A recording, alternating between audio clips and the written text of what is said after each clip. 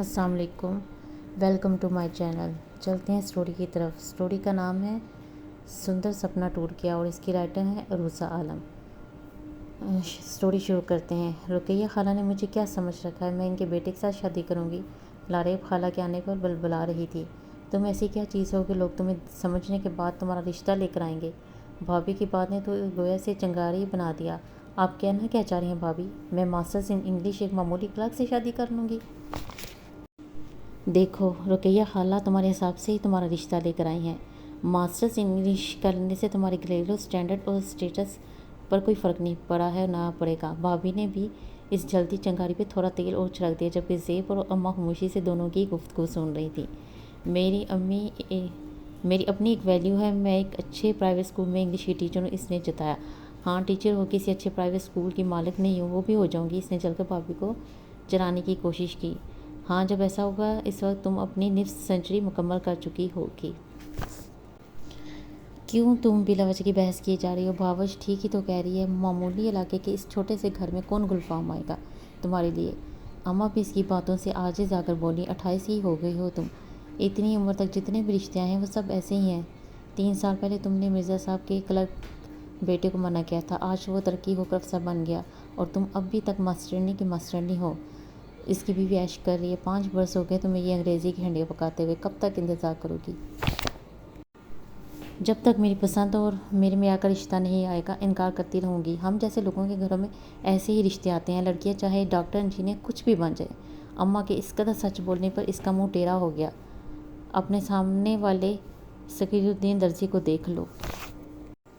دونوں لڑکیاں پیسے ہونے کی وجہ سے ڈاکٹر بن گئی، لڑکا دواؤں کی کمپنی میں ملازم ہے، خوب اچھا گھر بنا لیا، دروازے پر 2 گاڑیاں کھڑی ہیں۔ ڈاکٹر ہونے کی وجہ سے لڑکیوں اور ماں باپ نے اعلیٰ رشتوں کا بہت انتظار کیا۔ لڑکیاں 36 اور 38 برس کی ہو کے بڑھاپے کی دہلیز کو پہنچ گئیں۔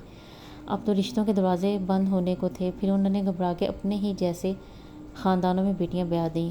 ارے اس کی لڑکیوں کے لیے کیوں نہیں آئے راجے مہاراجے؟ اپنے حساب سے چلو گی تو کوئی مشکل نہیں ہوگی، اپنے سے ہٹ کر اور بڑھ کر سوچو گی تو ہمیشہ پریشان ہوگی اور پیچھے ہوتی جاؤ گی۔ مانا کہ یہ لڑکا کلرک ہے لیکن بینک میں ہے، ترقی ہو جائے گی، زندگی پر کلرک ہی تو نہیں رہے گا۔ بس تو ٹھیک ہے، جب ترقی ہو جائے گی تو میں کر لوں گی اس سے شادی۔ اس نے ہاتھ اٹھا کے تیزی سے کہا، جب اس کی ترقی ہوگی اس وقت تک تمہاری عمر میں بھی خوب ترقی ہو چکی ہوگی اور وہ تمہارے لیے بیٹھا نہیں رہے گا۔ ابھی کلرکوں کے رشتے آ رہے ہیں، پھر کئی بچوں کے باپ کے آئیں گے۔ اماں کی اس بات پر اس کا حلق تکروا ہو گیا اور وہ پیر پٹکتی ہوئی کمرے میں گھس گئی۔ اب یہ روز کا معمول بن چکا تھا، جب بھی کوئی رشتہ آتا وہ اسی طرح ویلا مچاتی۔ نہ جانے کیوں اسے اپنے انگلش ماسٹرز پر بڑی اکڑ تھی اور وہ اپنی انگریز دانی کے چکر میں اپنی حیثیت ہی بھول چکی تھی۔ اماں کامران کا رشتہ نکالنا نہیں چاہتی تھیں۔ انہوں نے اسے سمجھانے کے لیے چھوٹی بہن زیب کو اس کے پاس بھیجا۔ زیب کمرے میں آئی تو وہ کئی لوشن کریم میں سجائے بیٹھی تھی اور چہرے اور ہاتھوں پیروں پر رگڑائی ونجائی جاری تھی۔ کیوں اپنی جلد پر رگڑے لگا لگا کے اس کا ستیہ ناش مار رہی ہو؟ زیب نے آتے ہی ٹوکا، خوبصورتی کے چکر میں تم اپنی آدھی تنخواہ ان چیزوں میں جھونک دیتی ہو، لیکن ابھی تک تمہاری شکل اور رنگت میں کوئی تبدیلی نہیں آئی۔ بس تم لوگ تو میرے پیچھے ہی پڑے رہنا۔ میری کوئی بات تم لوگوں کو اچھی نہیں لگتی۔ زیب کی بات پر وہ کھسیا کے رہ گئی اور جلدی جلدی چیزیں سمیٹنے لگی۔ باتوں کے دوران زیب نے کامران کا ذکر چھیڑ دیا۔ تمہیں اگر کامران اتنا اچھا لگ رہا ہے تو تم کر لو اس سے شادی، مجھے معاف ہی رکھو۔ آپ ہی تم اپنی تصوراتی دنیا کے خور سے باہر نکل آؤ، خود کو برباد مت کرو۔ ہمارے گھر میں جو بھی رشتہ آئے گا اسی طرح کا آئے گا۔ اپنے گھر کی ایک مثال پہلے ہی موجود ہے۔ ہمارے بھائی ایک ملٹی نیشنل کمپنی میں اچھی پوسٹ پر ہیں۔ شادی کے لیے ہم اپنے سے بڑے گھروں میں گئے تو سب طرف سے انکار ہو گیا۔ بالآخر ہمیں اپنے ہی معیار کے لوگوں میں ان کا رشتہ جوڑنا پڑا۔ پھر تم ایم اے انگریزی کر کے کہاں چلی جاؤ گی؟ اور اگر ہم جیسے گھرانوں میں اعلیٰ خاندانوں کے رشتے آتے ہیں تو لڑکیوں کی غیر معمولی خوبصورتی پاتے ہیں اور وہ ہم دونوں کے پاس ہے نہیں۔ زیب بہت حقیقت پسند تھی۔ اگر ان کریموں اور لوشن سے حسن مل جاتا تو ہر لڑکی جنت کی حور بن جاتی۔ ہم دونوں کو اپنے ہی جیسے لوگوں کے ساتھ کمپرومائز کرنا ہوگا۔ اچھا اب تم اپنا یہ کڑوا کسیلا کمپرومائز نامہ بند کرو، لائٹ بند کر کے خود بھی سو، مجھے بھی سونے دو۔ اس سے سچی باتیں تو کسی بھی طرح برداشت ہی نہیں ہوتی تھیں۔ اماں کے حساب سے کامران کا رشتہ بہت اچھا تھا، لہٰذا انہوں نے اسے نکلنے نہیں دیا اور بغیر کسی فضول خرچی اور نمائش بازی کے زیب کی شادی کر دی۔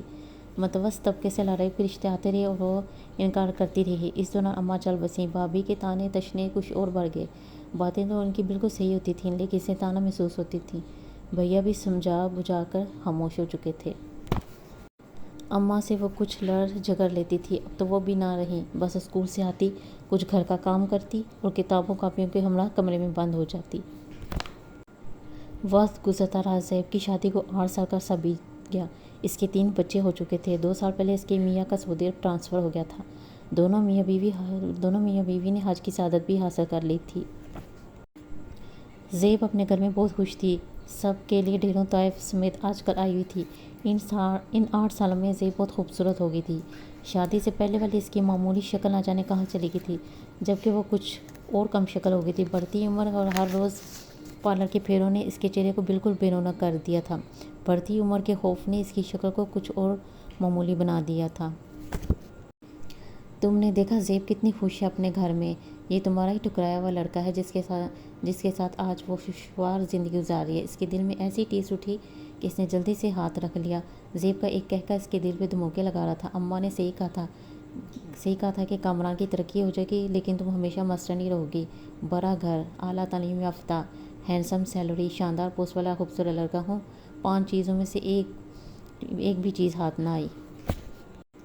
اسی کا انتظار کرتے اور سوچتے ہوئے وہ جوانی کی حدود پار کر گئی۔ زیب چھوٹی ہو کے اسے سمجھاتی تھی کہ ہمارے گھر میں ہمارے ہی جیسے رشتے آئیں گے۔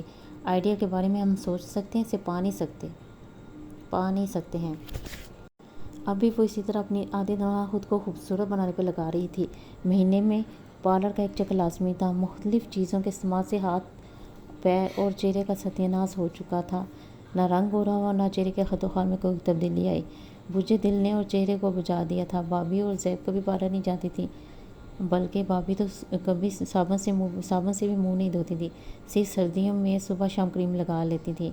وہ 4 بچوں کی ماں تھی اور لاڈیب سے صرف 2.5 سال بڑی تھی، لیکن اب وہ ان سے کئی سال بڑی لگتی تھی۔ زیب اور بھابھی دونوں اپنے شوہروں کے ساتھ اپنی زندگیوں سے مطمئن تھیں۔ خاندان کے سبھی لڑکوں کی شادیاں ہو چکی تھیں۔ ملنے جلنے والے بھی اس کی عمر سے واقف تھے، لہٰذا اب تو رشتوں کا سلسلہ بالکل ہی بند ہو چکا تھا۔ اب وہ تھی اور اس کے پچھتاوے اور آہیں تھیں۔ بہت عرصے بعد اچانک اس کے لیے ایک رشتہ آ گیا۔ بھابھی کے دور کے رشتے دار تھے۔ وہ صاحب شادی شدہ تھے، پہلی بیوی کو چھوڑ چکے تھے۔ ان کا اپنا گارمنٹس کا بزنس تھا اور ایک 12 سال کا بیٹا تھا جو انہی کے پاس تھا۔ لاڈیب، مظہر بھائی کے لیے تم کیا کہتی ہو؟ تم نے بڑے گھر اور بڑی پوسٹ والے مرد کے لیے تقریباً اپنی پوری جوانی نکال دی اور وہ نہیں آیا۔ تم نے اپنی زندگی کا گولڈن پیریڈ نکال دیا۔ حاصل تو کیا ہونا تھا، بلکہ بہت کچھ کھو دیا۔ لڑکیوں کی جوانی کی عمر بہت تھوڑی ہوتی ہے۔ وقت پر شادی ہو جائے تو سب ٹھیک، اور نہ ہو تو لڑکی کا کئی طرح سے نقصان ہو جاتا ہے، اور تم وہ نقصان کر چکی ہو۔ کنواروں کے بعد شادی شدہ مردوں کے رشتے آنے لگے، کچھ اور وقت گزرا تو یہ بھی نہیں آئیں گے۔ میں تو ہر لڑکی اور اس کی ماں کو یہ سمجھاتی ہوں کہ آئیڈیل اپنے معیار کے مطابق بنائے۔ الٹے سیدھے بھوت تراش کی لڑکیاں خود کو اور مائیں بیٹیوں کو بوڑھا نہ کریں۔ مظہر نے پچھلے ہفتے تمہیں ایک شادی میں دیکھ کر پسند کیا ہے۔ ان کا اپنا گھر ہے، سب بہن بھائی شادی شدہ ہیں، میری طرف سے کوئی زبردستی نہیں ہے، لیکن پھر بھی میں تمہاری ہمدرد ہوں اور تمہاری بھلائی چاہتی ہوں۔ اتنا عرصہ تم نے وقت کی قدر نہیں کی، کچھ عرصے بعد وقت تمہاری قدر نہیں کرے گا، تم اچھی طرح سے سوچ لو۔ بھابھی آپ انہیں ہاں کر دیں، تیر کی طرح اس کے منہ سے نکلا۔ بھابھی نے حیرت بڑی خوشی کے ساتھ اسے گلے لگا لیا اور محبت سے اس کا سر تھپکنے لگی۔ اس نے آسودگی سے آنکھیں موند لیں کہ اب اس کی سمجھ میں رشتوں کا معیار آ چکا تھا۔ اپنا اتنا نقصان کرنے کے بعد اب وہ مزید نقصان نہیں اٹھانا چاہتی تھی۔ وہ آنسو اس کے رخساروں کو بھگونے لگے، پتہ نہیں خوشی کے تھے، پچھتاوے کے یا شکرانے کے۔ وہ فوری طور پر کچھ سمجھ نہ سکی۔ سٹوری ختم ہوئی۔ آخر میں سب سے ریکویسٹ ہے، میرے چینل کو سبسکرائب کریں اور میری ویڈیو کو لائک اور شیئر ضرور کریں۔